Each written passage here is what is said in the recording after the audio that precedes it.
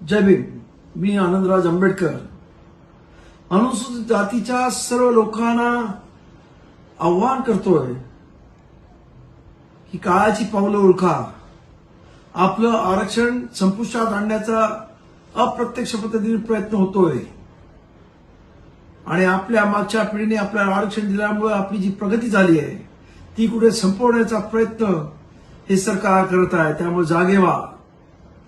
आत्ता जागे झाला नाही तर वेळ निघून गेलेली असेल आणि पुढची पिढी आपल्याला माफ करणार नाही.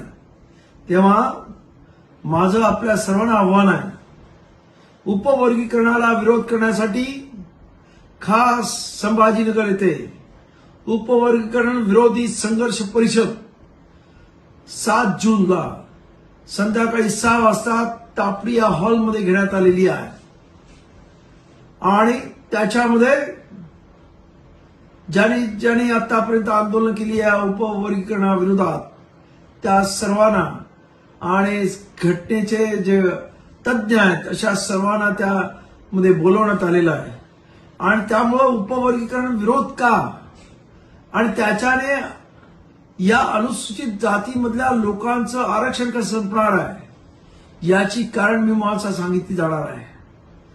त्याचबरोबर सरकारचं षडयंत्र ओपन केलं जाणार आहे.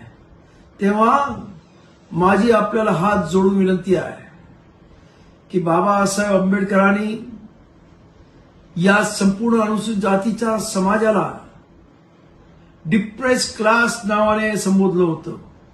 बाबासाहेब यांना कधी जात समजत नव्हते, तर ह्या एक वर्ग आहे ज्याच्या स्पर्शाने सुद्धा विटाळ होतो असा हा वर्ग.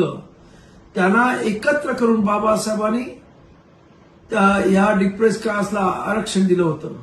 पण दुर्दैवानं आज या आरक्षणामध्ये जाती निर्माण करून आपसामध्ये लढवण्याचा प्रयत्न सरकार करत आहे.